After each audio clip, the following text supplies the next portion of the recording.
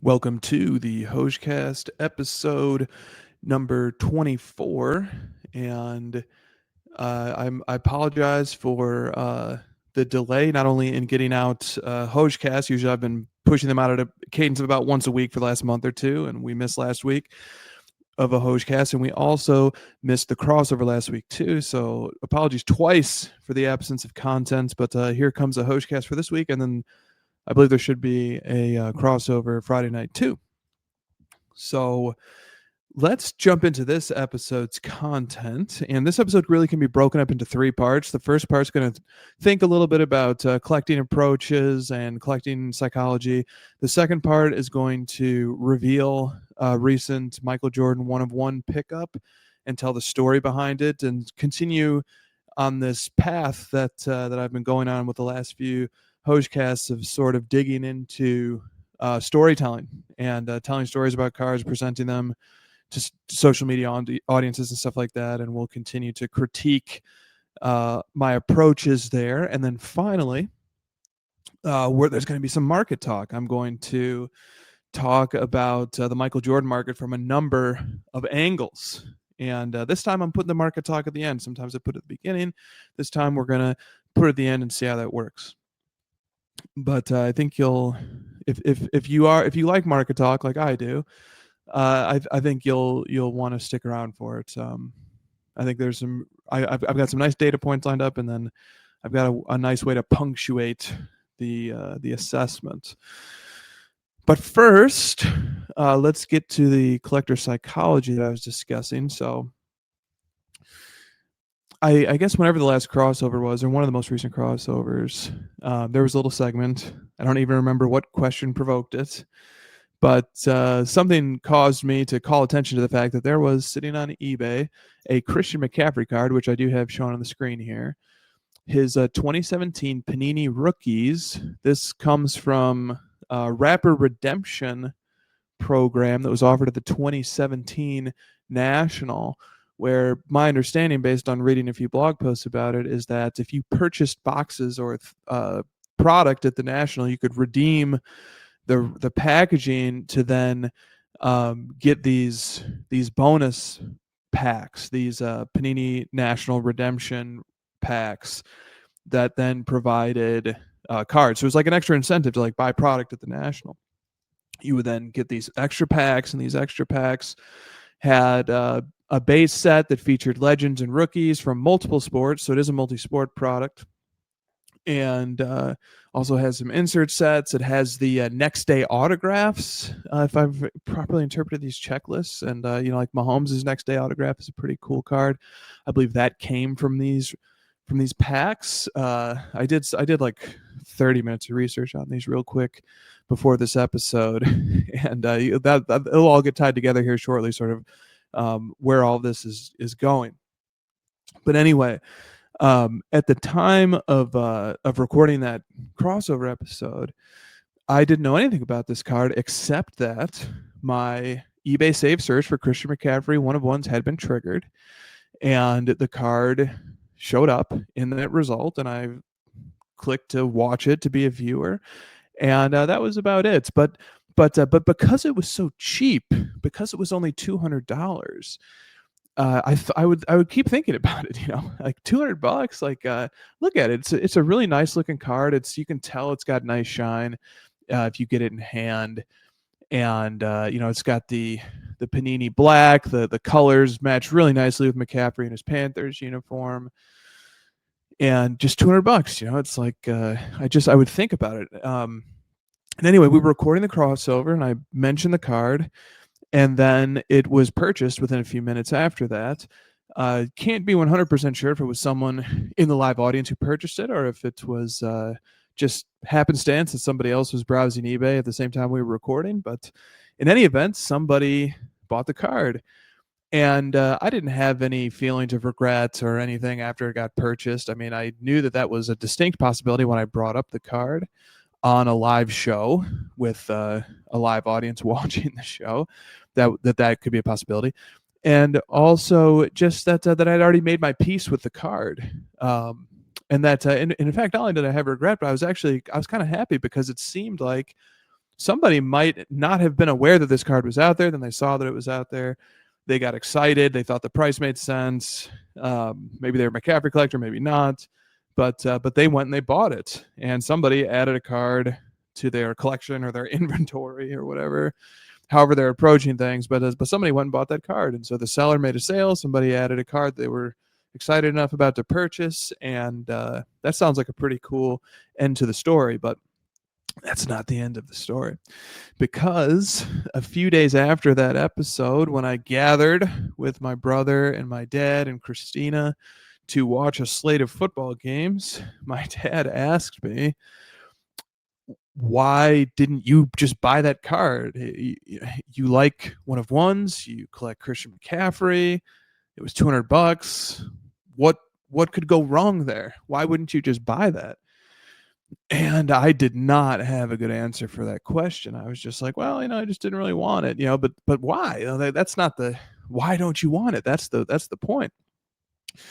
And I had to really think about that. And I did not have a good answer in the moment.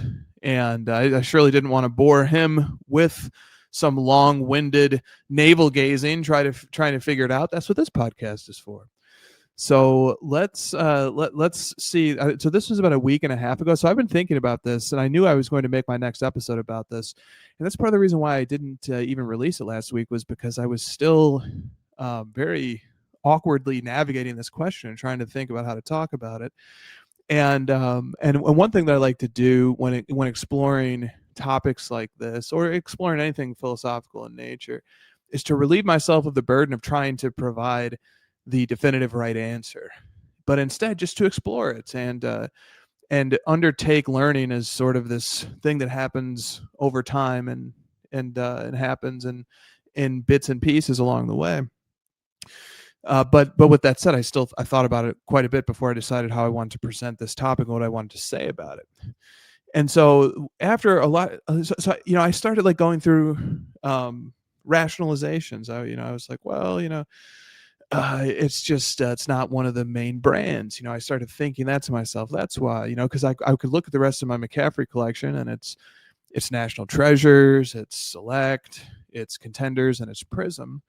And I just want to keep the McCaffrey collection smaller, and those are the premium brands. And I tried to get the most desired cards from those brands, and I just started thinking to myself, yeah, but that's not super compelling when there's an early rookie year McCaffrey one of one just sitting there on eBay that I really don't know anything about, and it's for $200. I mean, there are other McCaffrey cards that I've paid many multiples, orders of magnitude more than that price for. So it sort of harkened back to my dad's question, which is like, why not just buy that one? Why not just buy that one?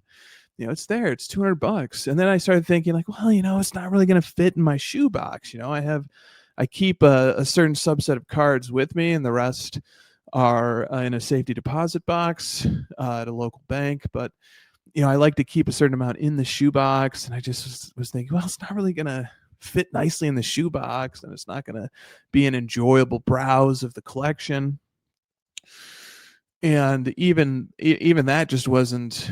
I mean, there is something to that. There's something to both of these points. There's something to the fact that it's not any of the most premium brands, and it would be an awkward fit into the design of the collection and sort of how I've curated it. But the price aspect is still there. It was $200. If it was $2,000, okay, let somebody else come along and pay up for that card if they really want it. But at $200, it's like it's just begging you to take it. In fact, that probably was what the buyer thought themselves, was why not at $200? So I actually, given the price, I actually ended up not being convinced of any of my rationalizations, and then I took a next step in my introspection. And I realized, and I thought to myself, the thing that gave me trepidation, the thing that caused me to hesitate, and to hesitate over a prolonged period, and really froze me in a state of inaction, was ignorance. Was that I realized, it dawned on me, in fact, that even though I take great pride in being a Christian McCaffrey collector, I've curated and refined that collection over years and years. That it occurred to me that I never even sat down and made a checklist of McCaffrey's rookie year cards. I never even did something as simple as that. And partially that's because I started collecting McCaffrey around 2020, late 2020 years, around that time. And I was quite far removed from collecting approaches that of laying out the full menu of a player's offering. And that whole approach, I was still years away from discovering it. And so at that time, I just, the whole reason for even starting collecting McCaffrey was just that, well, this is a skills position player. He'll be cheaper than the star quarterbacks. He'll be cheaper than the star basketball players. And I can continue to collect cards from popular brands and really flashy parallels and still, there's McCaffrey still is, one of the great fantasy players from this era. And, he's fun to watch and stuff. And I had a hunch that he was a good player too. And that, I don't know that I mean, so around 2020, he had just come off of his 2019 season where, he was in a neck and neck race for offensive player of the year with Michael Thomas. And so I knew that this guy had already established himself to be a player capable of, earning the accolade of offensive player of the year, even though he hadn't yet. And he eventually would go on to do that. So it was, collecting McCaffrey during the 2023 season was it was the peak of active player collecting for me in football. I mean, he was RB1. He won offensive player of the year. He was a driving force in the San Francisco 49ers getting to the Super Bowl. And then in the Super Bowl, he set several statistical records. And it was collecting McCaffrey was a great choice, and I enjoyed it quite a bit. But the decision to collect him came at a time during my collecting development, because you got to remember in 2020 range, I was like around 4 or 5 years back to collecting, and there's still still I'm a baby in many ways, but certainly my tenure in collecting has doubled since then, and I've made a lot of it. I've had a lot of epiphanies since then, but I was quite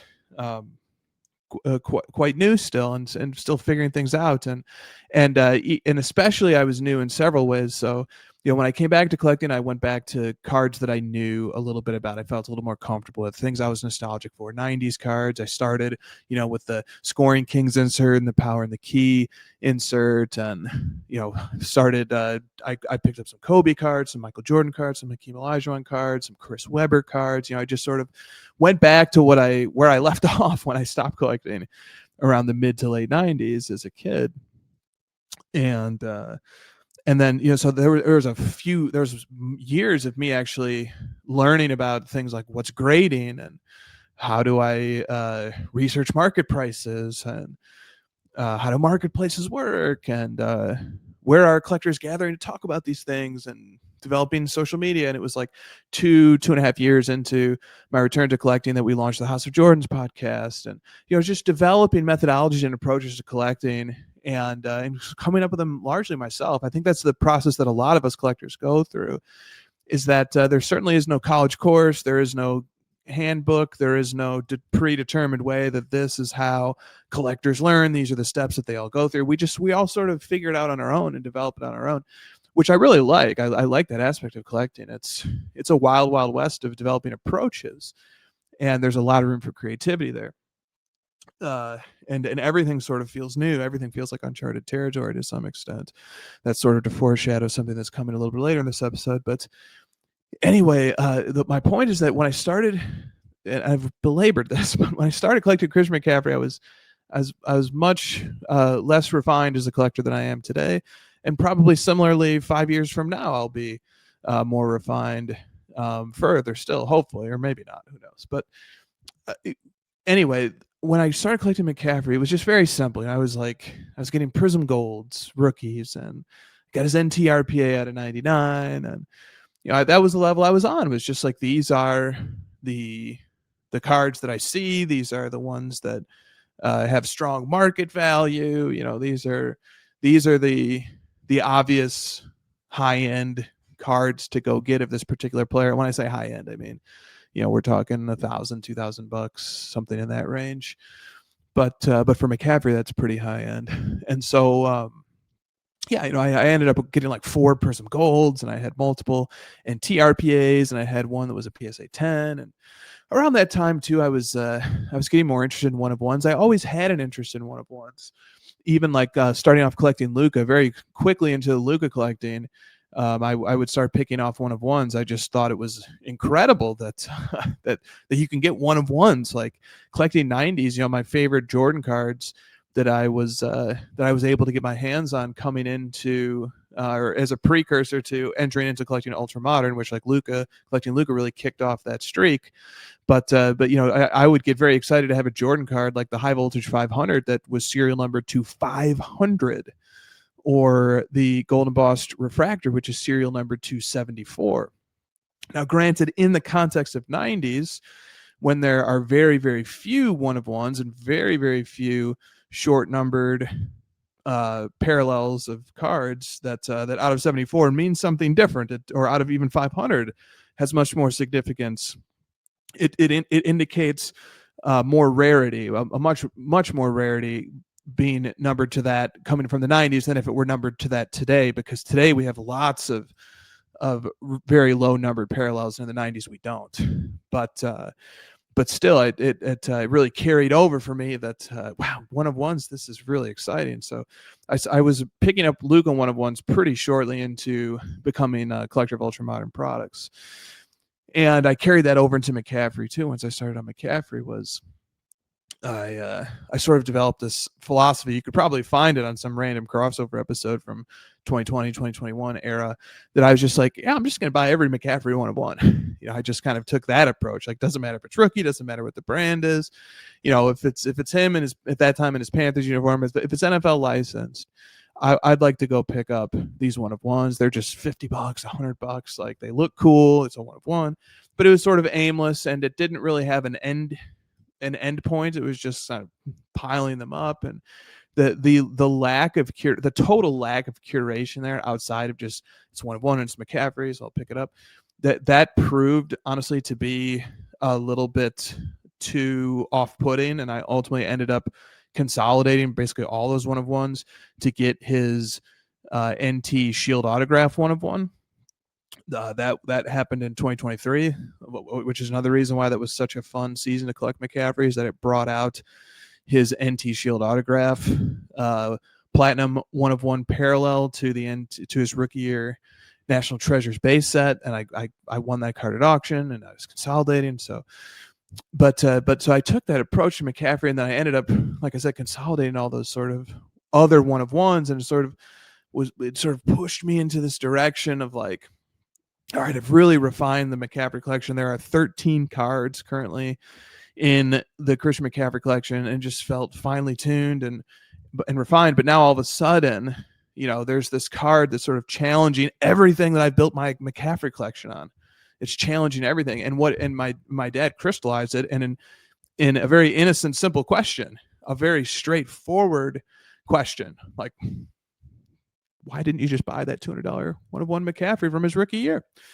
Looks cool, very cheap, rookie season, Panthers uniform. What's not to like here? And I think that I think the problem here, or one of the reasons why, like I was alluding to earlier, I was paralyzed. I couldn't take action because I hadn't done the preliminary research that I now do as a collector before entering into anything. So like, becoming a Mahomes collector was the first time that I took a more logical, rigorous, systematic approach to sketching out a player's offering. And I think part of the reason that I did that, and I'm quite glad that I did it, but part of the reason why I happened to do it for Mahomes was because first of all, Mahomes is very, very expensive. So I was strongly incentivized to want to make sure that I knew exactly what I was getting into with Mahomes. I knew exactly what the full offering of Mahomes is, at least for his rookie season. And that that I would end up, going in eyes wide open about what I'm buying, what the price I'm buying it at is, and so on and so forth. But also because I was a little bit more dispassionate about Mahomes.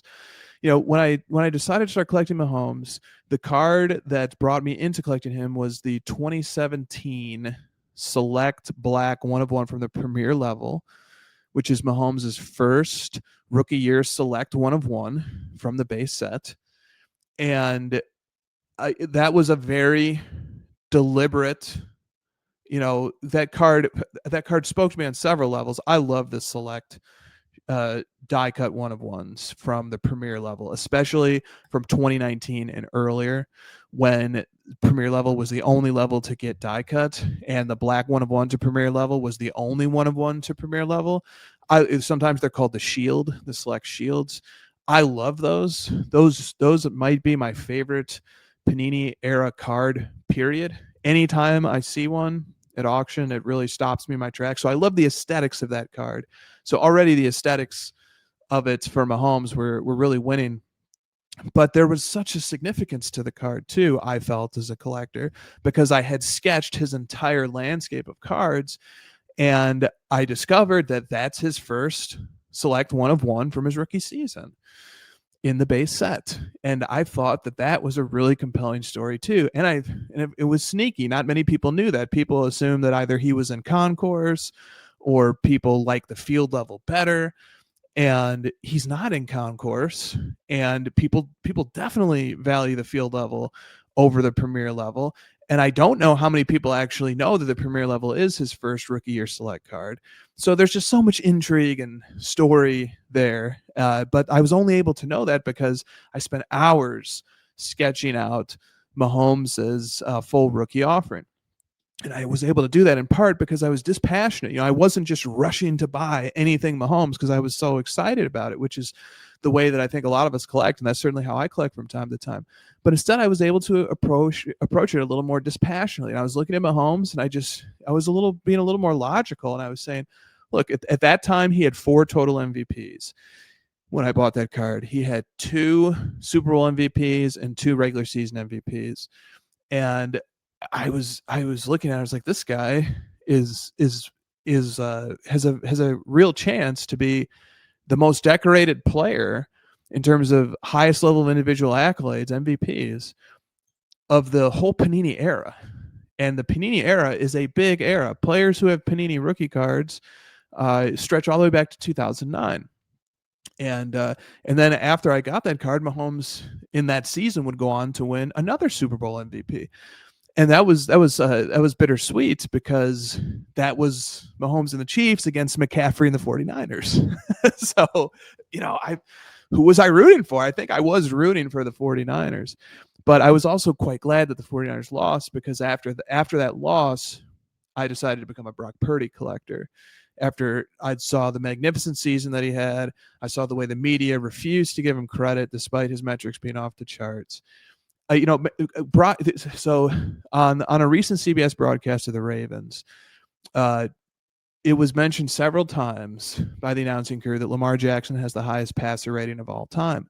And that's only true if you put the cutoff at 2,000 pass attempts. If you allow players who have played multiple seasons and who have over 1,000 pass attempts into the calculus, Brock Purdy has the highest passer rating of all time. So in order to get that Lamar stat, they had to put a cutoff that excluded Purdy, even though Purdy has over 1,000 pass attempts. He's played, 3-4 seasons. But still they designed the statistic in a way to exclude Purdy. But Purdy, he has that thing that I love. Where I love when professional active athletes live in the sweet spot of being statistical gods and being hated by the media. And during that 2023 season of Purdy, I felt the pangs of regret of not collecting him as his statistics continued to pile up. And as he would go on to lead the league in QBRs, he would go on to lead the league in passer rating, as he would set the NFL record for yards per attempt. I mean, I was just like, oh, why didn't I just collect this guy? But then he lost the Super Bowl, and I said, okay, now is an opportunity. I've been given a second chance to collect this player who I think is really special, and his market isn't going to be the runaway freight train that it probably would have been had the 49ers won that Super Bowl and had he won Super Bowl MVP. So anyway, that was an interesting clash of my collecting interests. And I was also glad that Mahomes won too, because that gave Mahomes his 5th total MVP. And it just gave me more confidence to continue to very strategically collect Mahomes. And then I would go on to add another Mahomes card or two to the collection. But Mahomes is the milestone of when I sort of, as a collector, reached that point where I started taking very seriously understanding a player's full catalog of cards. And the unexpected benefit of that is understanding a player's full catalog of cards.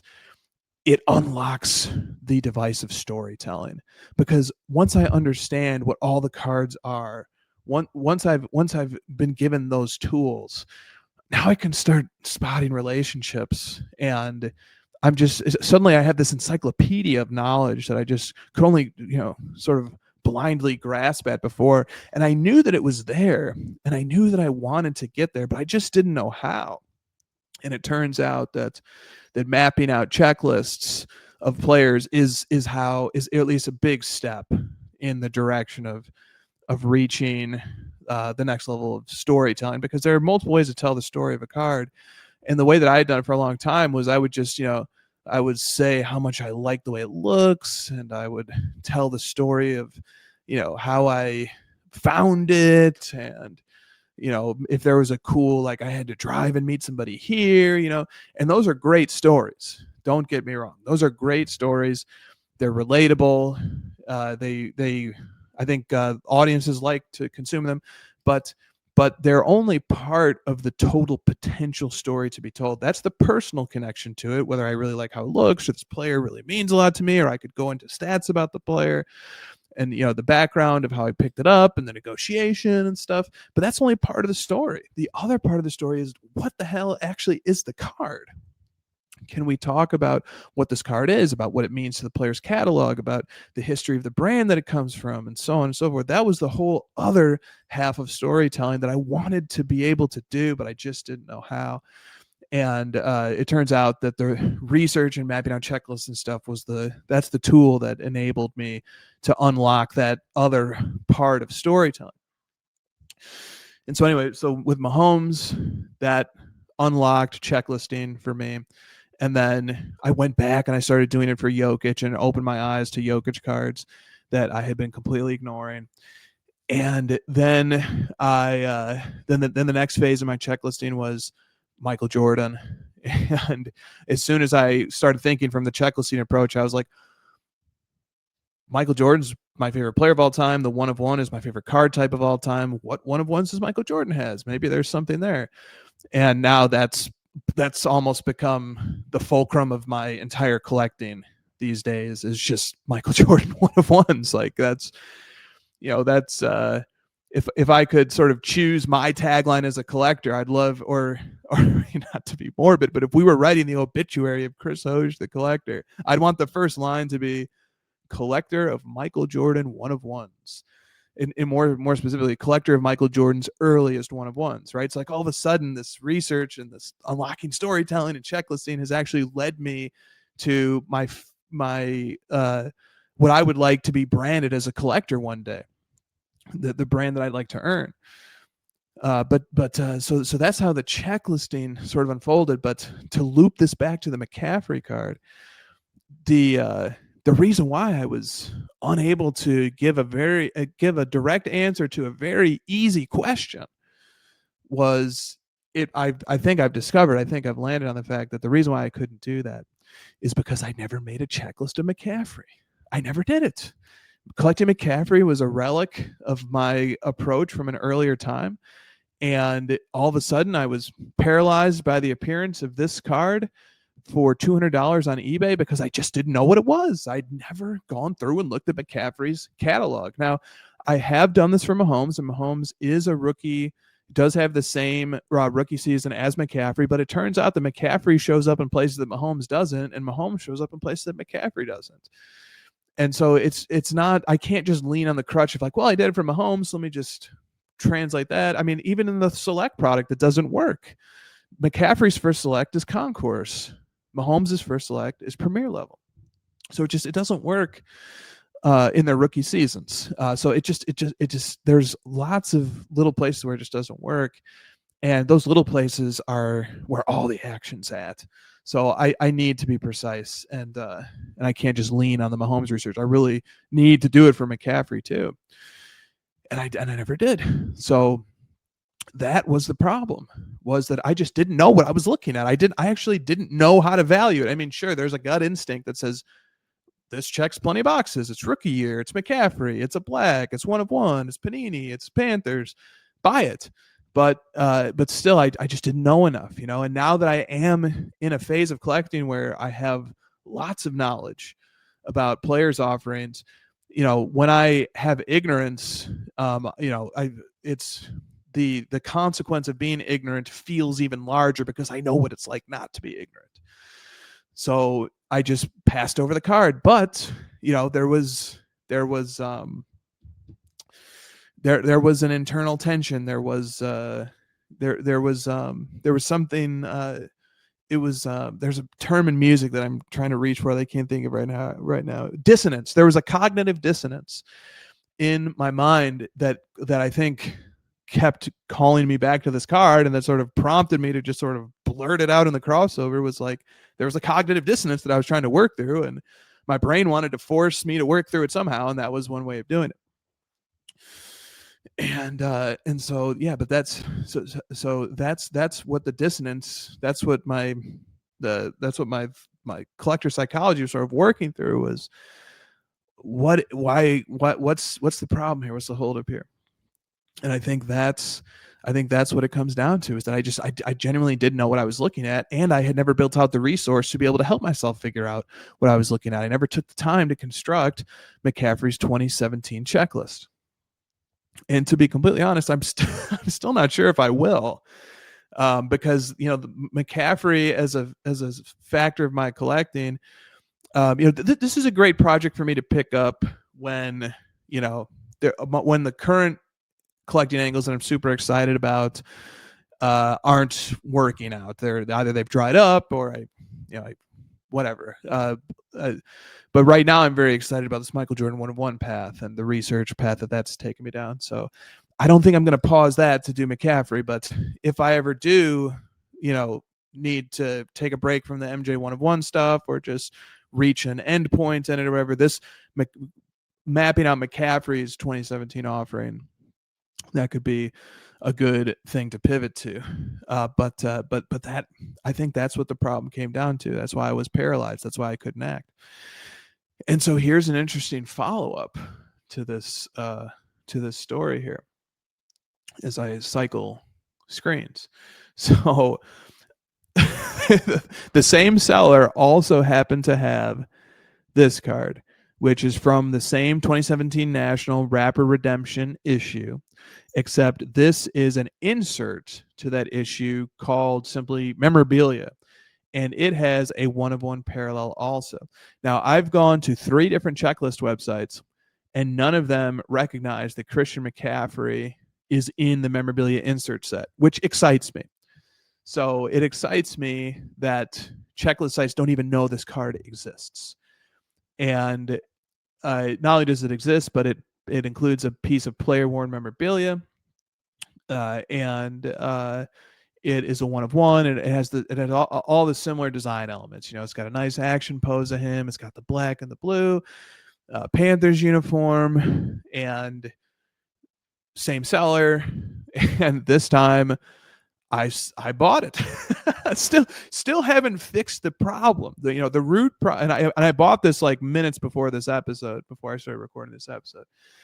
But I still haven't fixed the problem, right? The problem, which became apparent to me as I started researching this card, because again, I was researching this card because I wanted to tell part of the story, and I was thinking maybe I'll show this card on eBay and sort of continue to try and develop my thoughts here. But as I kept researching into it, and I started looking at checklists, and I just started to realize this is a pretty neat card. I believe, now these checklists, how much can they be trusted, right? Because they don't include this card either. But the checklists indicated that McCaffrey had just the base set card that the 1-of-1 got purchased for $200 a few weeks ago. and then they indicate that that card does exist. They do not indicate that this one exists. So there could be other McCaffrey cards lingering in this product too that aren't known, but I don't think there are. After looking at the different insert sets, I just think there's like another insert set called gloves, but it doesn't appear that McCaffrey would slot in. Although maybe he has one of those too. But anyway, the point that I'm getting at is that this is just one of maybe two total, maybe three total McCaffrey cards from the Panini Wrapper Redemption issue, and one of maybe two or maybe three total one of ones from that issue. And it came out in the summer of 2017, so it's an earlier release. I checked, it's not his first issue in a pro uniform or anything like that. Gold Standard, among several others, predates this release by a few weeks. And Gold Standard shows him in his Panthers uniform too. So there's not like a super special story that like these cards are McCaffrey's first Panthers uniform cards or anything. And in fact, this is a very non-traditional product, right? This is something that was issued exclusively at the National. It didn't come in a hobby box configuration. It was a rewards program for buying other stuff. But it also did produce the Mahomes Next Day autograph card. So it's a mixed bag. It's certainly it ain't flawless or NT or Prism or Select or anything, but it's got a little story to tell too. And I'll be able to tell that story even better if one day I do actually complete McCaffrey's checklist. That will help me tell this story quite a bit better. But presumably the memorabilia piece comes from the rookie photo shoots. It's a very nice looking card. Now all of a sudden this Wrapper Redemption product, now that I've looked into it, now that I sort of have a story to tell not only about this particular card, but then there's the personal story of missing out on the first one. And then maybe it'll come full circle and the buyer of it will sell it to me one day, and then I'll unite the base set black 1 of 1 with this particular memorabilia insert set 1 of 1, because they look really nice together. Both the designs would. So maybe there'll be a full circle story there. But yeah, this time I went the other direction, still not having solved the problem, still not having made the checklist, still not fully understanding what's there. But it was the same seller, the other one, same price. I was able to get it for $200. This time I bought it. All right, this time. Now I think the base set one is a better card. Even though some might say, well, this is player worn memorabilia. This is one of McCaffrey's first memorabilia cards. It's presumably from the rookie photo shoot, which is a nice touch. I'm still more of a fan of the base set card because the base set card has a longer running history in the hobby. It ties into earlier sports card issues in a way that I find appealing, whereas inserts have a more recent history, although their history and their legacy is getting stronger and stronger as the years roll by. But the base set is sort of, it's very easy to see every other card offering as secondary or tertiary to the base set offering. That if we had to drill down and just choose one card from any product, that we would drill down to the base set one. But that's a little bit of an aside. So, but anyway, yeah. So this time I made the opposite decision. I got the card, and so I'll get it in hand soon, and we'll see how we like it. But anyway, but the great irony of it here is that that I still don't really. I mean, I did some research, right? Like I do sort of understand more, but the research is woefully inadequate, and I need to complete it for McCaffrey. But this time I went the other way. It was the buyer had it for $225, or sorry, the seller had it for $225, but sent an offer of $200 to everybody, and this time I took it. So that's that. So to summarize everything there. When my dad asked me, why didn't you just buy the card? And then I thought about it for a week and a half before recording. The answer comes down to what I sketched out about being paralyzed by ignorance, being paralyzed by not knowing what the card was, and honestly, not knowing what I didn't know. So that's this idea of the unknown unknown. So now as I sort of learn more about the checklist approach to collecting, the full menu approach to collecting, now things like this are more like I'm aware that I don't know the full offering, but there was a time in my McCaffrey collecting where I didn't even know what I didn't know. That sure, I knew the main brands that I liked and the cards that were very high profile and sold for the most, and I wanted to go get those for McCaffrey, but I really didn't know what I didn't know. I didn't even know whether or not something like this existed at all. And then once I developed a checklisting approach, I those things moved from unknown unknowns to known unknowns, and that's where the card was living. And known unknowns are quite paralyzing to take action on. So that's how I've broken it down, is that I wasn't equipped to make a prudent collecting decision, even though in that case it was quite obvious. In that case, it was as simple as $200, 1 of 1, McCaffrey, rookie year, Panthers uniform, Panini, great design. What more do you need? Like in that case, it was blatantly obvious. And so that's why when I'm in that intermediate collecting phase of knowledge with McCaffrey, where I know that there are things that I don't know, but I don't know how much of it there is, then I get paralyzed even by something very obvious staring me in the face. So whereas before, if I was just in that free-for-all mode, like I described with McCaffrey, was just literally, if it's a 1 of 1, it's McCaffrey, it's a Panthers uniform, I'll buy it. I would have definitely bought it when I was in that mode. But then I did the consolidation thing. I've been slowly learning. I've been developing new approaches, becoming more sophisticated, and I hadn't gone back and applied my new knowledge to the McCaffrey collecting my McCaffrey collection. So I was paralyzed, but now I've tried it the other way, right? And maybe so one thing that will happen too is that acquiring a card such as this one, it will actually give me an incentive to want to go map out his whole checklist sometime, because I want to tell the story of this card now. And now I own it. Now the bias of ownership puts me in a position where I want to tell this card story, and I know that storytelling is that the level of storytelling that I'd like to do is going to require me to study his full catalog, at least his full rookie year catalog. So I've sort of set up the incentive for myself to actually learn about this card. All right, but that's quite a bit on a $200 McCaffrey card, but I think it's very instructive. I think the lessons are generalizable for myself as a collector. And there's a follow-up here. So I posed this question on Sports Cards Live with Jeremy. I always try to come with something a little bit provocative. And the question that I had for Sports Cards Live last weekend was, why do we care what non-collectors think? And it's rhetorical in part. There are good reasons to care about what non-collectors think. But the question was posed. I posed it, and I sort of set it up in the following fashion.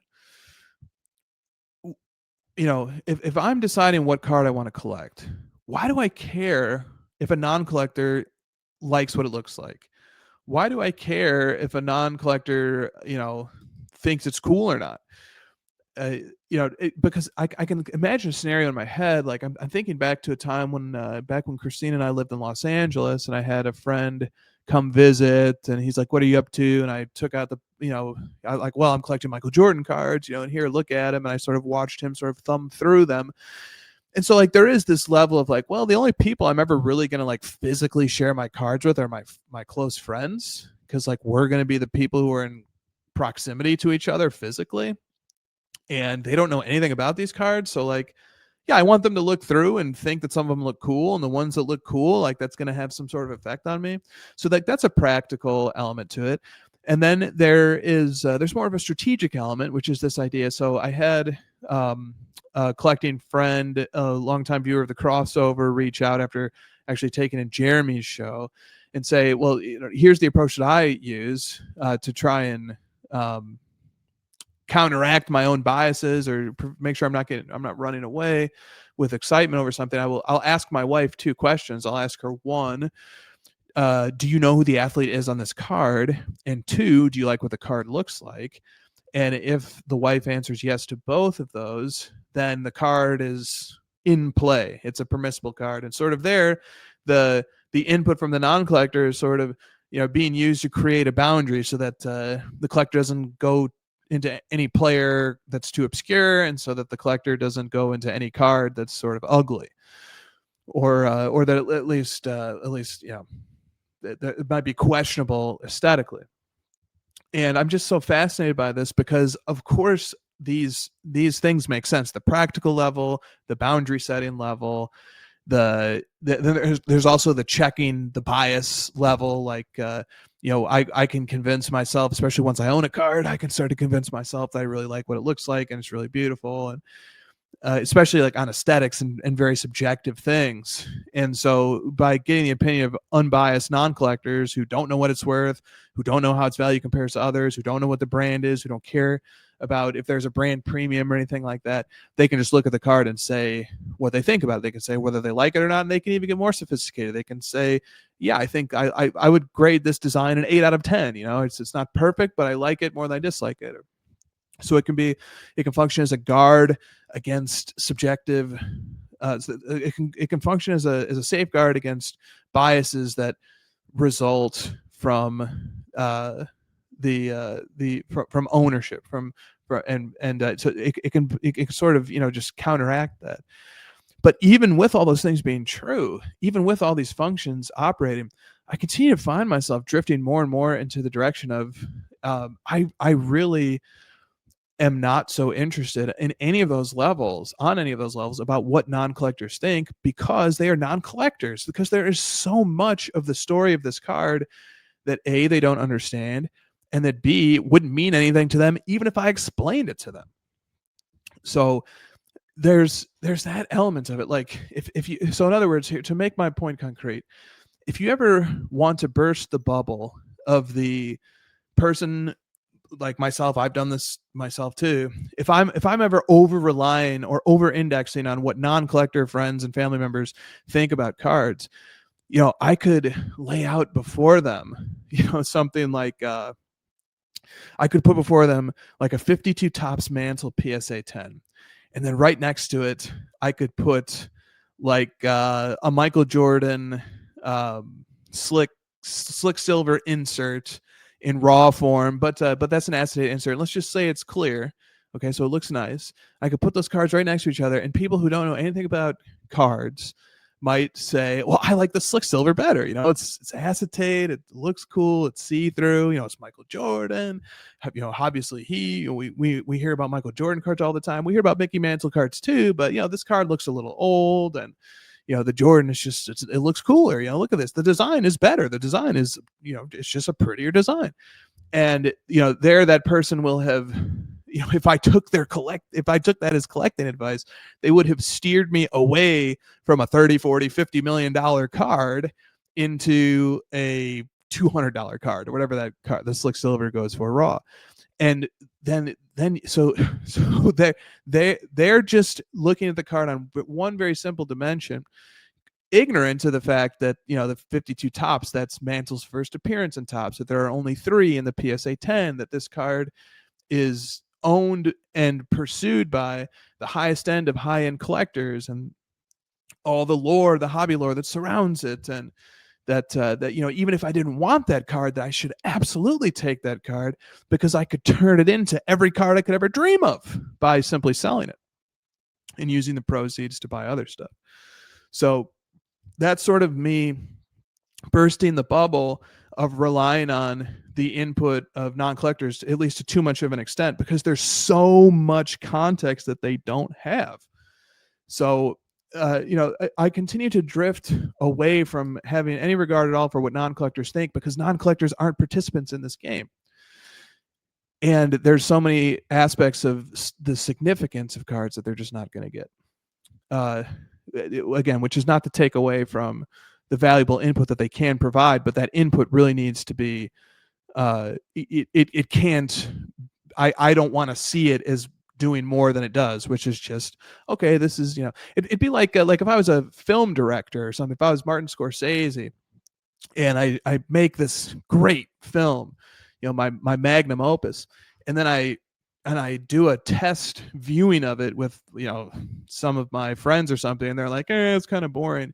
and the movie turns out to be The Departed. It's like, okay, well, I'm filmmaking here. This is my art. Like, I am the filmmaker, and it's sort of like as a collector, we have to sort of say, I am the collector.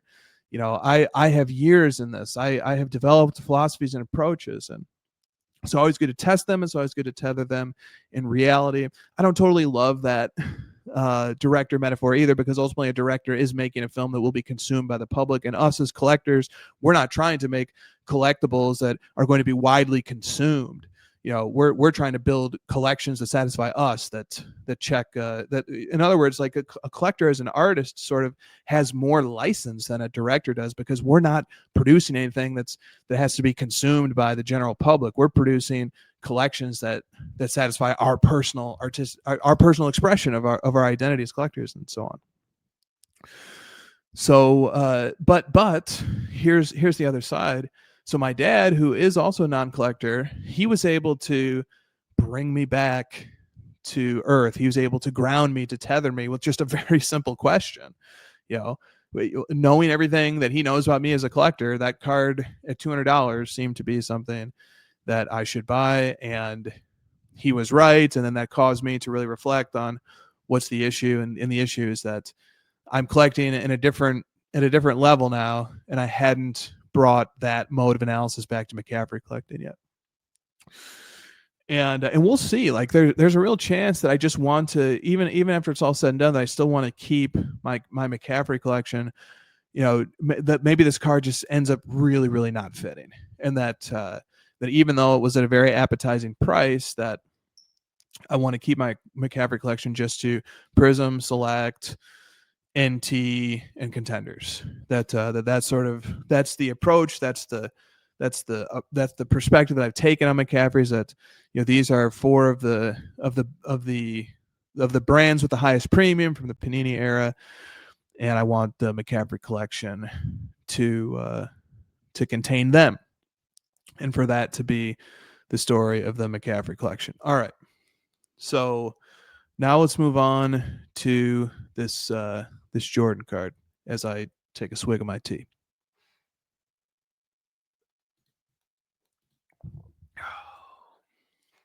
All right. So the next topic here is that I need to continue revealing the cards that I took back in the trade with Stanley. So I started. I got a good start on talking about. So if you recall very briefly, I sent Stanley the 1998-99 Molten Metal Fusion Titanium out of 40 Michael Jordan, and I took back 7 cards, and those 7 cards are on the screen. I've already talked about some of them. One of them is the 1997-98 Upper Deck 1 of 1 Michael Jordan, the Power Deck insert, and I've talked at great length about that. I've also in a previous episode talked about the 12 card higher power insert set of Michael Jordan, and so that was another part of the trade with Stan. Was he actually had 2 of those inserts. So Jordan has it's a 12 card Michael Jordan insert set from 1999-2000 Upper Deck flagship, and Jordan has he appears 12 times. There's 12 1 of 1s. I took 2 of them back from Stanley, and then I actually picked up a third one over the summer, so I have 3 of the 12. Spinatron has another one of the 12, and then I actually came into contact with a collector just today who has another one of the 12 too, which is really exciting. So I talked about the Power Deck, I talked about the higher powers, but there's still 4 cards, 4 1 of 1s of Michael Jordan from that trade that I haven't talked about yet, and each of them has a great story to tell. That's something that I get into as I began telling the story for this one. So the one is it's the 1999-2000. It's the one here in the bottom right if you're able to see my screen. It's the 1999-2000 Master Collection Mystery Pack Insert 1 of a kind 1 of 1. And that name is a mouthful. So in keeping with things I've observed in previous episodes, we really need to trim that. We need to narrow down that name, make it more consumable. And so I think probably that these are just the one of a kinds from Master Collection. One of a kinds from you'll see it's the first year of Master Collection.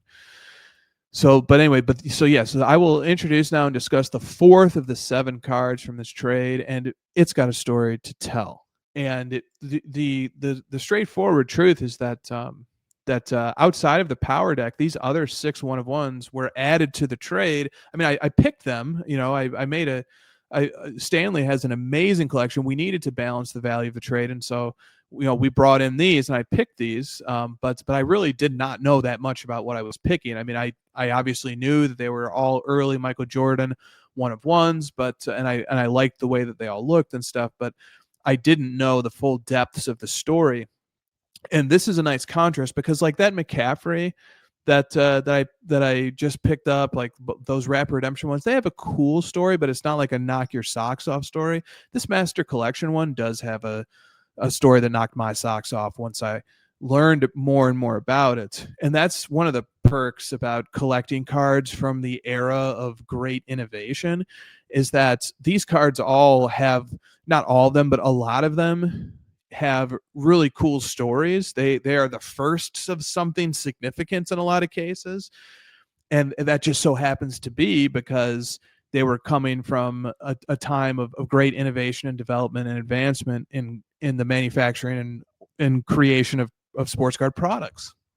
So it's a nice little benefit to collecting them that they all, they're all basically like the first of something or another, like to sort of foreshadow what comes next. Like, for example, you'll see that I took this card in the bottom left as a checklist. I mean, that's one of the 4 first checklists of Michael Jordan that are 1-of-1s. And like, you might roll your eyes, checklist, but when I do get around to telling the story of the 4 checklists, Michael Jordan, his first 4 checklists, Michael Jordan and Upper Deck have a rich history of beautiful checklist cards that we can get into, and being the first 1-of-1s from that checklist lineage is pretty cool. You could actually build a fantastic Michael Jordan collection collecting nothing but checklists that have him on the front of the card. And I was watching Adam, his 27 guy, his Around the Hobby, and he sort of showcases this Ken Griffey Gem Masters checklist that sold on eBay. And without going too much down the rabbit hole there, I mean, they're checklists from the 90s. These companies would put the biggest stars on the front of these checklists, and they actually end up being really cool cards. And Jordan has 7, if memory serves, he has 7 total checklist 1-of-1s, period, from his NBA licensed era, which runs up through 2009-10. He has just 7. But anyway, we'll get to that in due time. But that's just giving an example. Like, all of this Jordan stuff has a pretty cool story, or at least I keep saying all. It's not all, but most of it does. Most of it has a pretty cool story. It's the first of something, or it's anyway. So that's the preamble to talk about this Master Collection card. And so let me show it a little larger on the screen. And this is my Instagram post of it, so I can sort of swipe through several different photos. And so actually, let me kind of show that. So there's what the front of the card looks like. There's the back. There is the front and the back next to each other. There's a little handheld, me holding the card, photo of it. And then I have some pictures of some boxes, and you'll figure out why I have those shortly. All right, so let me dive into this. I'm just going to. So I did all the research to prepare the story of this card for an Instagram post, and I retrieved the card, brought it home, put it in hand. You can sort of see how it looks and everything. All right, so I'm just sort of showing the card up to the camera now, kind of letting the light catch some of its red foil and the one-of-a-kind stamp. Okay, so now I'm going to read and critique my social media caption that I accompanied this card with to Instagram. And remember, this is a process too, that's sort of learning to tell these stories. That I'm going to make mistakes. I'm not going to be perfect, and that as I continue to refine the ability to tell the story of these, it'll be a cool ability to develop and to get better and better at. And I know it's important to know my own weaknesses. Like, reminds me when I was a music producer. And in the early goings, one of my weaknesses was just that I would spend a lot of attention and detail into crafting beautiful melodies and selecting great instruments. But my drum kit selections, like, because I remember I was electronically programming music, and so I'd have to choose a kick drum sample that I would use and a snare sample and a hi-hat and stuff. And early on, other producers would critique me and say, look, the melodies, the composition is beautiful, but your drum sound selection could use some work. You're not putting enough emphasis on that. That's a weakness. You're not passionate enough about that. You need to take that more seriously and start caring about it. And eventually I did. Eventually my drum programming and sound selection skills got much better. But in the beginning, that was definitely a weakness. And so similarly here, I know that one of my weaknesses is going too long, being too long-winded, providing too much background, and not narrowing in specifically enough on the key tagline. So, like, as I continue to work through this and develop, I know that that's one of the things that I need to get better at, and that's going to be something that's a critique to keep in mind, sort of as we review how I've decided to tell the story of this card. But anyway, here goes. Here is the story of this card. I begin as follows. Something fun about collecting Michael Jordan's early one-of-ones is that it is largely uncharted territory. You could put on a blindfold, pick up just about any early MJ one-of-one, and uncover a cool story that you've probably never heard before. Here is one such instance. It is said that 2003-04 Exquisite was the first ultra high-end basketball product. I disagree. The first ultra high-end basketball product was 1999-2000 Master Collection from Upper Deck. There were 500 boxes made. Collectors have recalled that they retailed for $3,000 each at release. The first Master Collection product comes in a decorative wooden box engraved with its issue number, which is out of 500. And I'm just putting that wooden box on the screen for a second here. A precursor to later briefcase-style issues like Flawless, the Master Collection box opens to reveal embedded cards. Each box contains the following 4 items totaling 26 cards. 1, a full 23-card base set of Michael Jordan numbered to 500, and there are no parallels. 2, an autographed signature performances Michael Jordan card numbered to 50, which comes in 10 different versions, also offering no parallels. 3, a Michael Jordan game-used jersey card coming in 5 different versions. These are unnumbered, but presumably with 100 copies each. And finally, a mystery pack containing 1 card. The mystery pack offers the product's chase. In it, you can find the following cards: game uniform out of 200, game shoe, which is unnumbered but presumably has 200 copies, final floor, which is numbered to 54, final floor autograph, which is numbered to 23, and then the one-of-a-kind card, which is numbered 1 of 1. There are 23 total one-of-a-kind one-of-ones, which form a 23 card which form a 23-card set. Each possesses a unique image, a distinct backside caption, and Michael Jordan's career stats as a bull. The one-of-a-kind one-of-ones are the only one-of-ones offered in the product, and they have no other versions. Just one-of-one for each card. They are the rarest cards and the only one-of-ones from the first high-end basketball product. Shown here is card number 13 of the 23. Red foil animates the Upper Deck logo and provides the border around the action shot.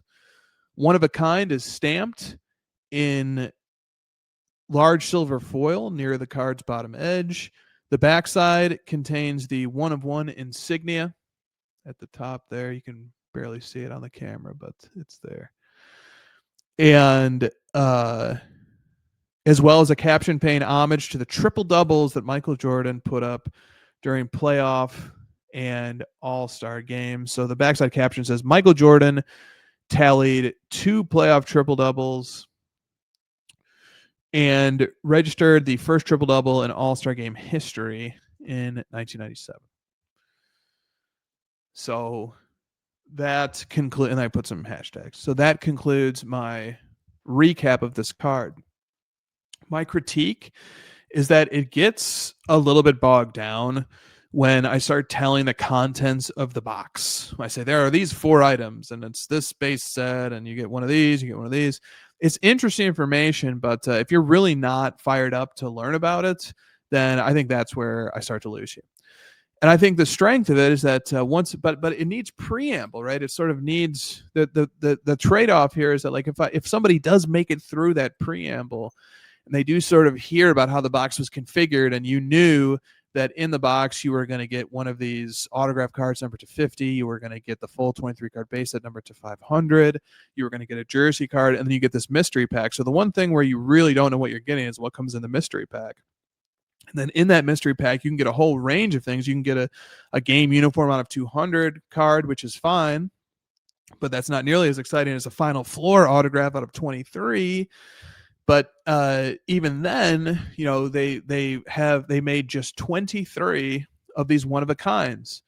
And these one-of-a-kinds have no other versions. There's no quote-unquote base version. There's no other parallels. This is the only issue of this card and this design that exists, and it's numbered to 1. And so there are 23 of them, which makes them a little more attainable, right? And it's cool that that there are 23, so that other collectors, multiple people can have them. But to be these 23 one of a kinds, to be the only one of ones from the first high-end product, that's cool. That's a nice tagline. That's a nice tag. If I'm ever sitting at the National and I see one of these, in a display case, and somebody's like, "What the heck is that?" And I could very quickly say, "Well, 99 Master Collection is the first high-end product ever made, and that's one of the only one-of-ones that was in it. These one-of-a-kinds are the only one-of-ones that made it into that product." And that there was a second Master Collection basketball that came in the following year, and it had no one-of-ones in it.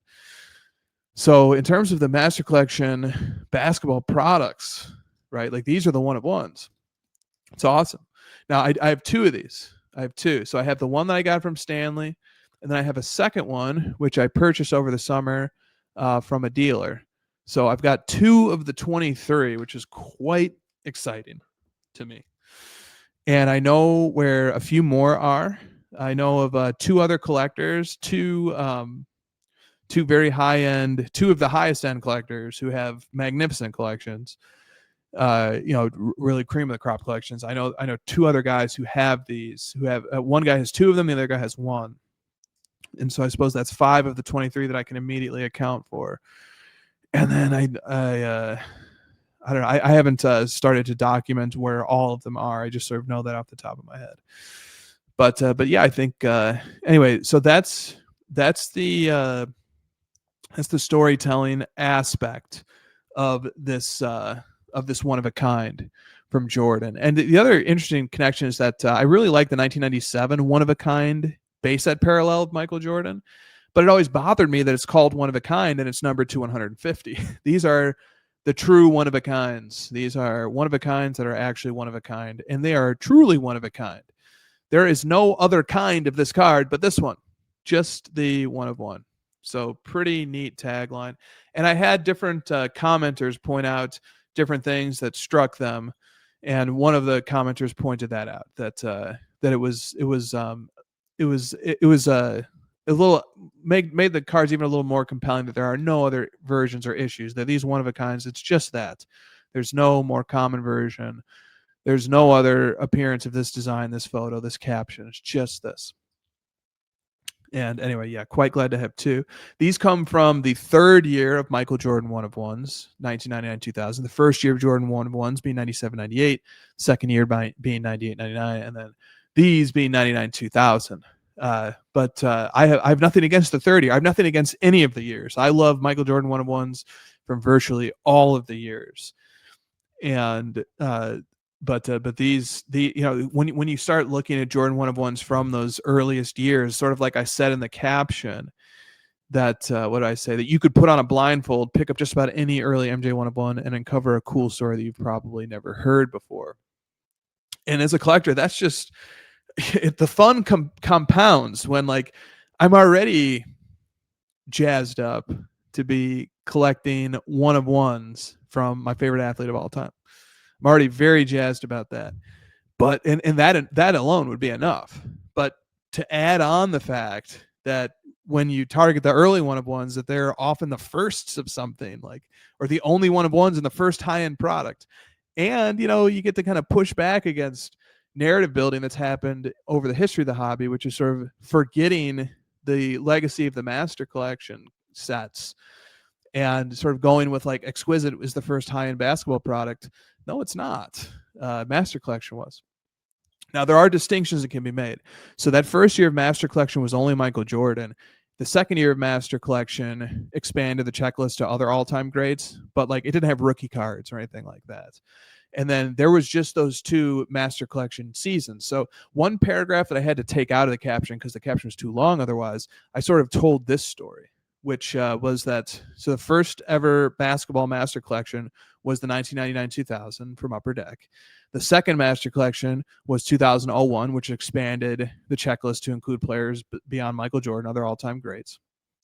And then there wasn't a Master Collection in 2001-02, and that just so happens to coincide with the fact that Michael Jordan returned from retirement to become an active player with the Wizards.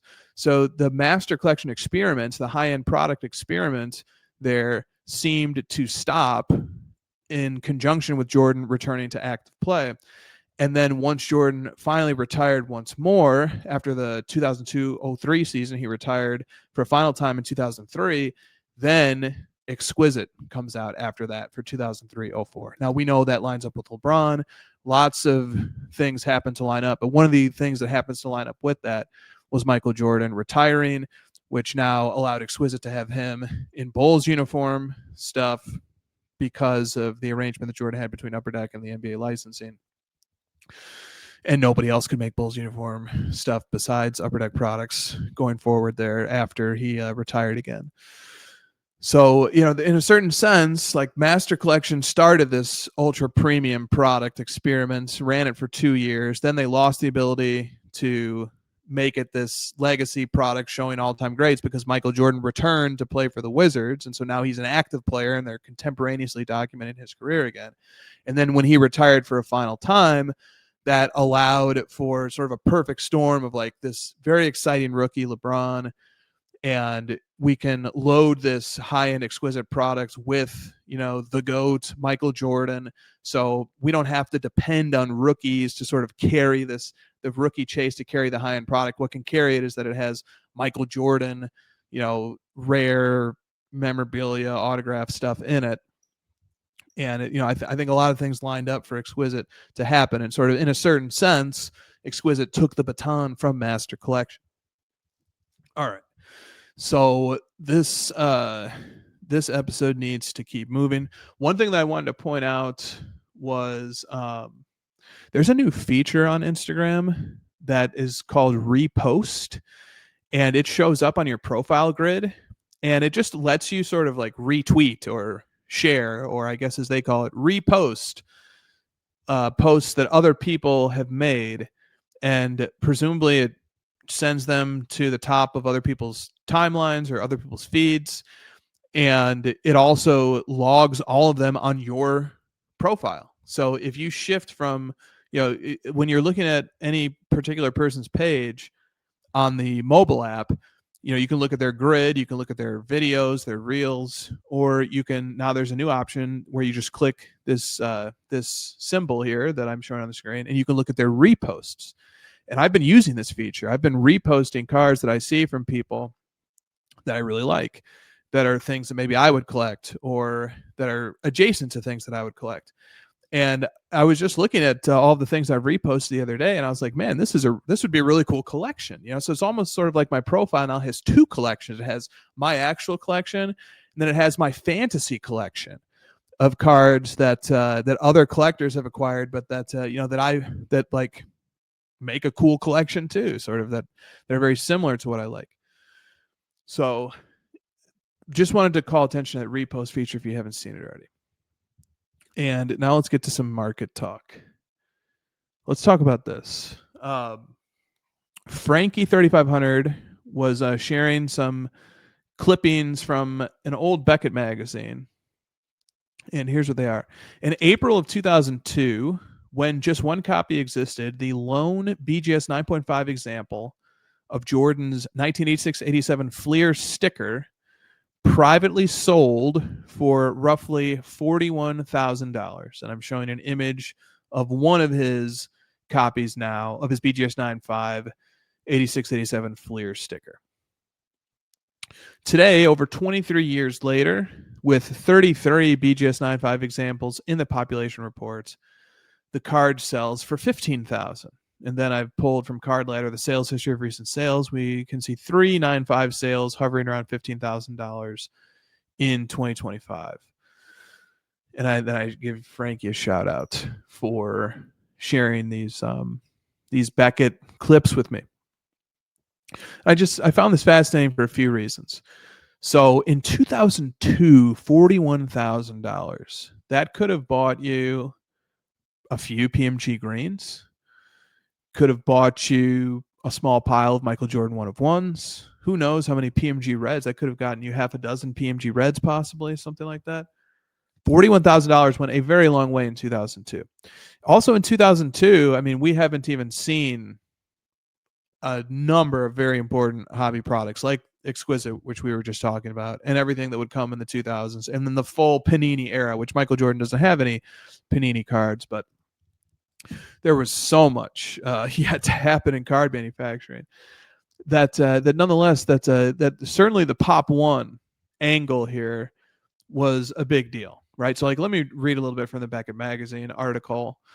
It says, last month, you'll recall that we reported confirmation of the sale of the 86-87 Fleer Jordan rookie card number 57, which is not the sticker, it's the base accompaniment, graded BGS 9.5 by Beckett for $77,200. Okay. So just let that sink in. $77,200 for a BGS 9.5 of card 57 from the 86-87 Fleer base set. The amount is believed to be the most ever paid for a basketball card. Just 4 Jordan rookie cards have received a grade of BGS 9.5. So at that time, there were 4 BGS Gem Mint Fleer 57s. The article continues. Just a few days later, the price guide team at Beckett.com unearthed a sale equally as staggering, a 1986-87 Michael Jordan sticker number 8, also graded BGS 9.5, sold for more than $41,000.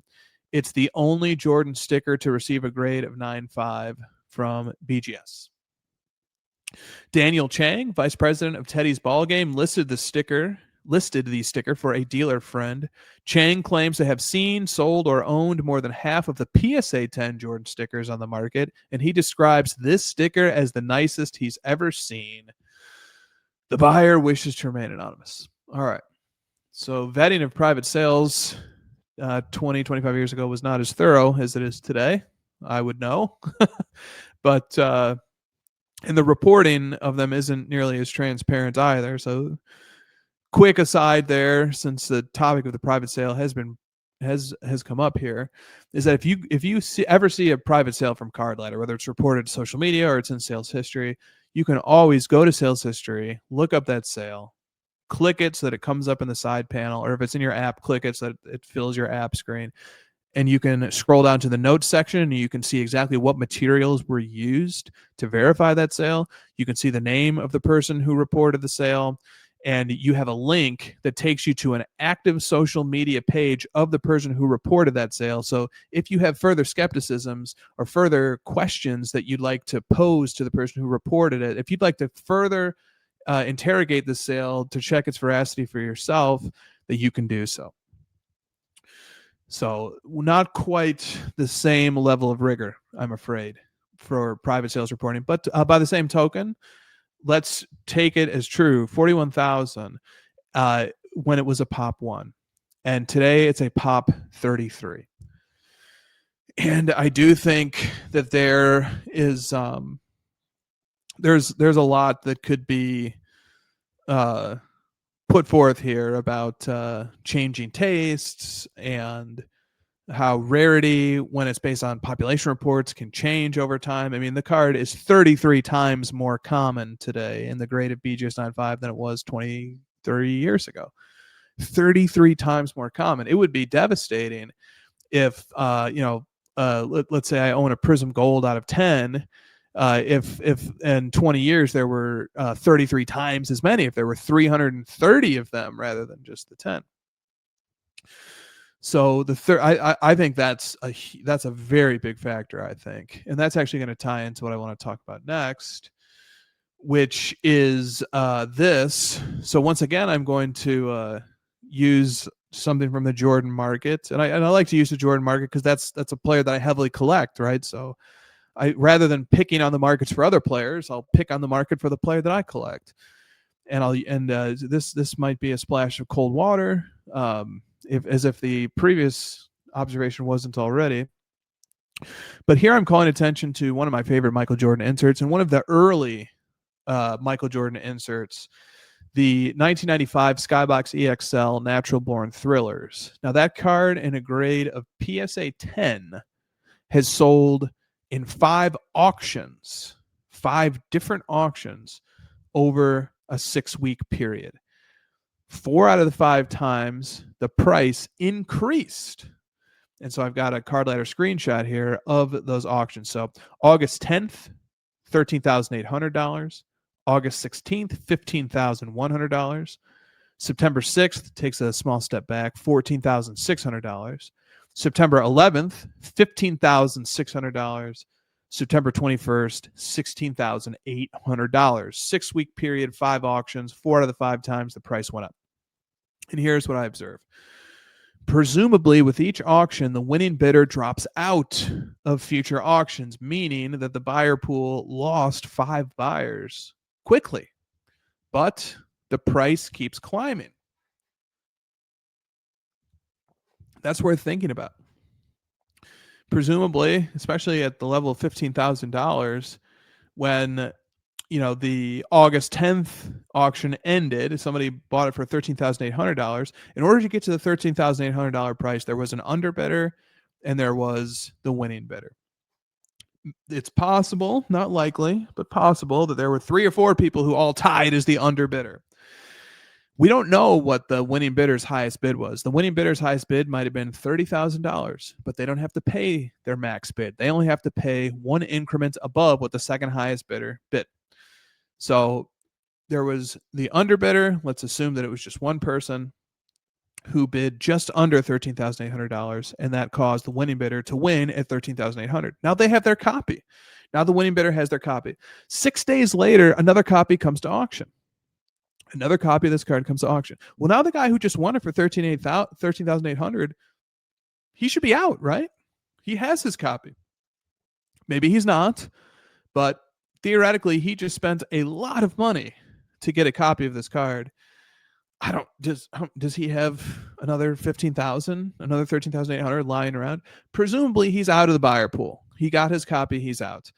So now a second copy comes up. So how can this second copy get to $15,100? Because even if we assume, well, the underbidder lost last time, so they're going to bid a little bit more stronger this time to make sure that they get it. Well, now you need a new underbidder, right? Now you need presumably the third highest person from the previous auction needs to come along, and maybe they need to make that same decision too. Then they think, well, I wasn't even close to the top, so I need to bid more. So now maybe the third highest and the second highest duke it out for this one. That pushes the price up a little bit. Okay, it makes sense. Both guys decide they need to get a little more aggressive to win. Now, underbidder from auction 1 is winning bidder of auction 2. Now he's out of the buyer pool, right? Because now he's got his for $15,001. The other guy got one for $13,008. So now 2 bidders should be out, right? And now underbidder 3 from auction 1, who's now the runner-up, underbidder 2 from auction 2. Now he can finally step in and win auction 3. And so auction 3 comes on September 6th. All right, that's about 2.5, 3 weeks later. So, underbidder 3 comes in, underbidder 2 from the previous auction. He says, okay, I need to go even a little bit higher. But now we need, a new underbidder to drive him up to his price. Okay, and then continue this analysis. So eventually somebody wins the third auction.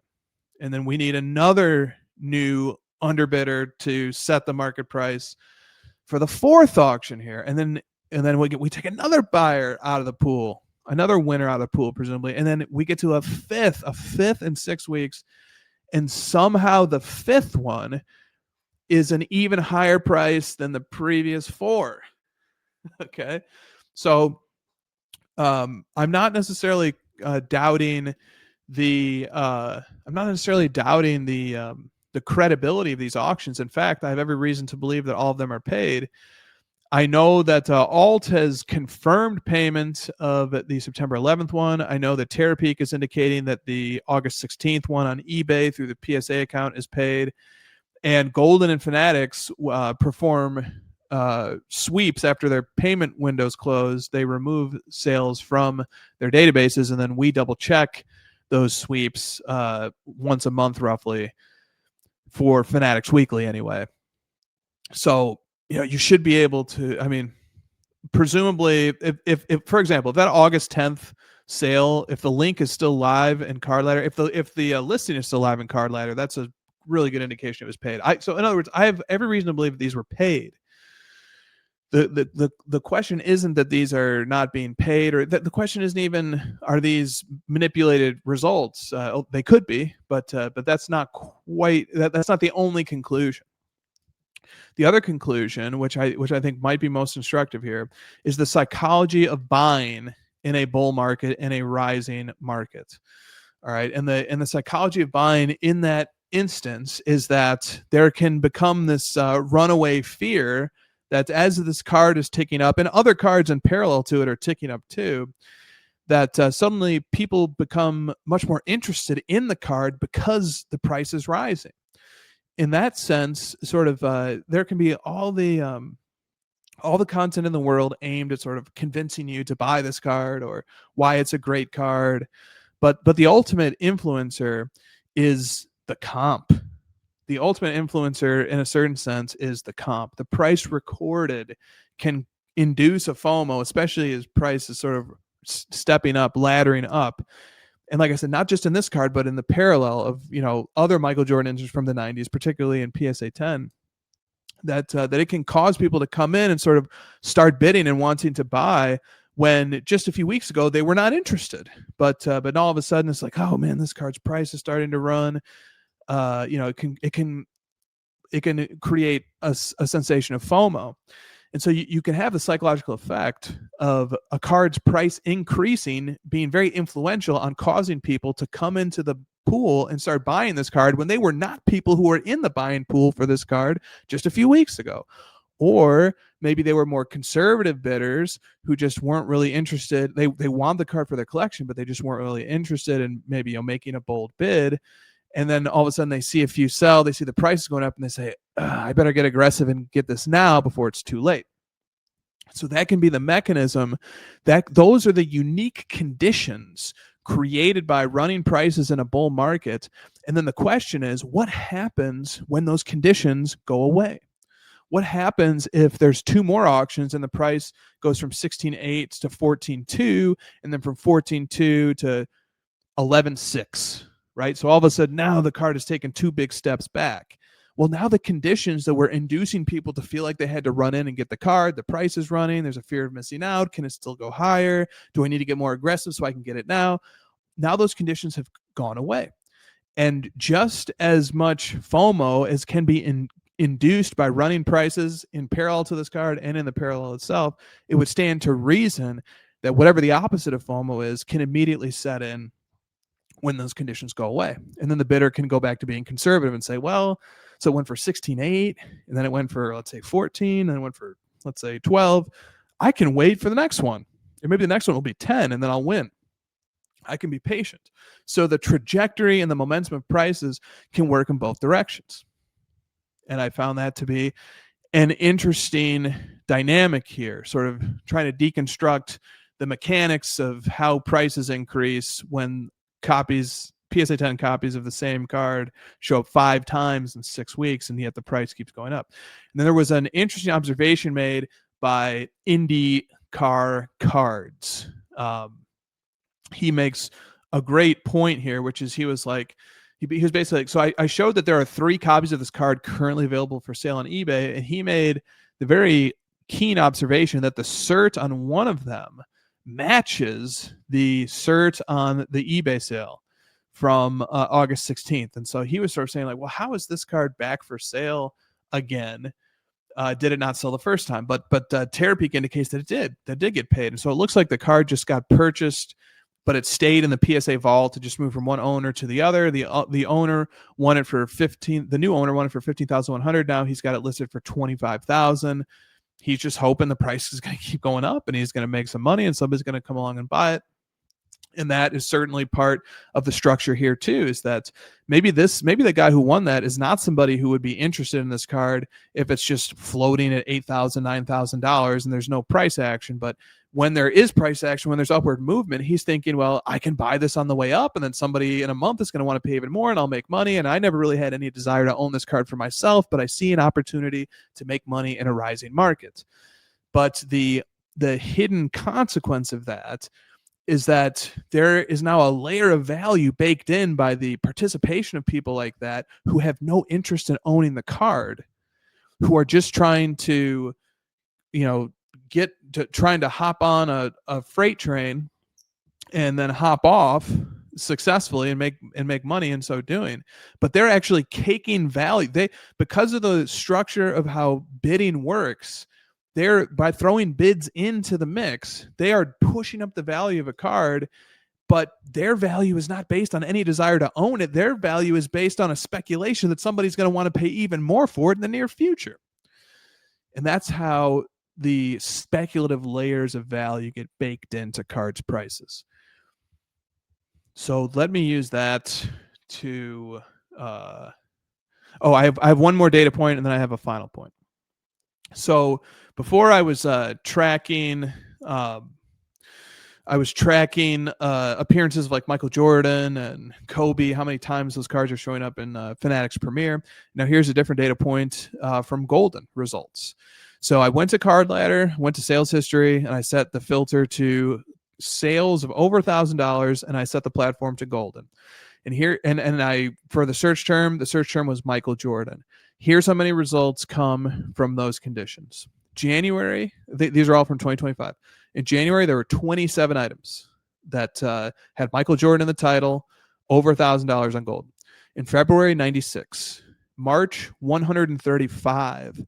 April, 88. May, 52. June, 135. July, 33. August, 85. September, 232. Now, Golden can get some variance because they don't necessarily have an elite auction every single month. So sometimes like a month might miss an elite auction and then, you get like a really low result. Like I'm not sure if July had an elite auction or not. Maybe it did. But there are certain Golden auctions that are like big blowout auctions. And then sometimes, it's just kind of how they're spaced out. They like to give bidders a lot of time to be able to bid. And so sometimes that's just sort of how the spacing works. But you can see, even as there's these fluctuations, January 27 all the way up to 135 in March, back down to 33 in July. But then we get to September, it's a huge outlier. It's 232. And that's what I couldn't help but notice when I was reviewing Golden Elite results from a few days ago from their September Elite. I couldn't help but notice that there was just an onslaught of Michael Jordan cards. Just $100,000, $50,000, $80,000, $200,000 Michael Jordan cards. Boom, boom, boom. There was an onslaught of them in that auction, and they all sold very strong. So the supply was actually met by quite a bit of strong demand. But still, this is another indicator, and this is part of the cycle of a bull market. This was part and parcel of correcting the bull market from the pandemic days, from the 2021, 2022, 2023 period. One of the major correcting forces, in my opinion, was the flood of supply that eventually came. And here, the flood of supply is coming again too. And this was just a different way of looking at that. And so that brings me to my final point, so we can wrap this thing up. You might be thinking by this point, you might maybe have even screamed at your podcast player or your YouTube screen, or maybe even turned the podcast off, and then at that point you're not listening anymore. But there's probably been something along the lines of like, dude, like why are you throwing this cold water? Like this, sure, like you're making points that are true, but isn't the bigger story that the Michael Jordan market is rising? That's the bigger story. Like, yeah, you can point out that this is happening in the context of a broader bull market, and you can point out the rate of increase is fast, and you can point out that there's what are the psychological mechanics of how prices can increase so quickly in a short time. I mean, those are all things to take into consideration, but the headline is that this market is running, and that the headline is that there are people paying more money than ever before for these cards, and that it's a positive indicator from a market point of view, with the technical meaning of positive, meaning an increase. The market is increasing, and that's true. And so what I have pulled up here is my final slide is Michael Jordan's index and card ladder. So if you set it to 1 year, Michael Jordan's index and card ladder has had a rate of growth of 58%. But I like to set it to the all time, because I remember in 2022 and 2021 when his index peaked, and you can see it along the graph here. That's at this level of zoom out, and it's Q1 of 2022 when his market was peaking. And then I remember 2022 as that market came down. And I remember 2023 as it plateaued. And I remember 2024 as it started to show signs of sort of climbing back again. And then I remember early 2025, Q1 and Q2, eventually in Q2 of 2025, Michael Jordan's index actually returned to the peak that it had reached in 2022. But think about that.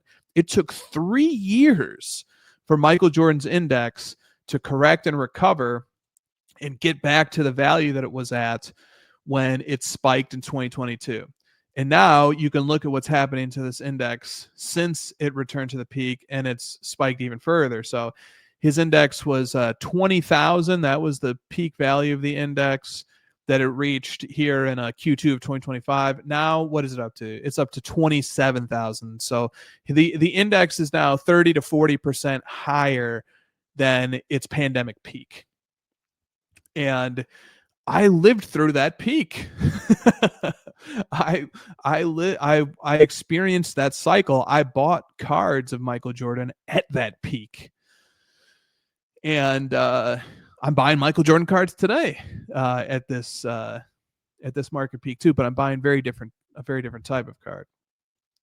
The card I bought at the peak then had 100 copies, and the cards I'm buying today have 1 copy. Will that insulate me from the market? I don't know. I'm not overly worried about it either, because I was here 3 years ago collecting Michael Jordan. I was here 9 years ago collecting Michael Jordan. I'll be here 3 years from now.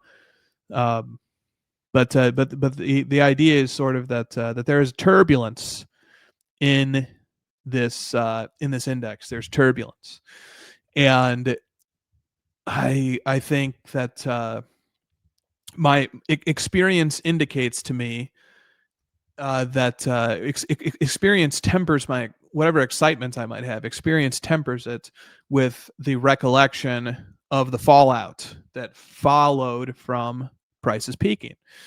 And as a long-term collector, it's great when your collection value goes up. It's also bittersweet because it makes it more difficult to buy other things. But it's also it's pretty scary when your collection value starts sinking. And a lot of us know what it feels like to see collection values sink over the last 3 years. And now it's great. We return to that plateau. We return to that peak, and then we've blown past it. 35-ish% higher. So it's great. It's a great reward for collectors of Michael Jordan. There's reason to think that there are new people coming in. There's reason to think that people are getting even more excited about collecting. I continue to get more excited about collecting constantly. I learn new approaches. I take new approaches. It's all so fresh. It's so much of it is uncharted territory. Even a point that I meant to make earlier, but that I'll make here quickly.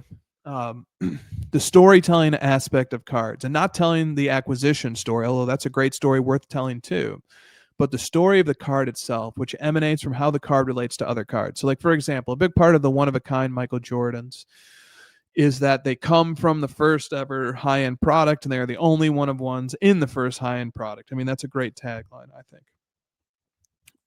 You know, I had to do a lot of research to find that, but I discovered it. I uncovered it. I didn't invent it. It was always there, just waiting to be discovered. And I think about language models. I think about AI, and I think about how eventually is artificial intelligence going to be able to tell these stories too, and is it going to be able to identify them?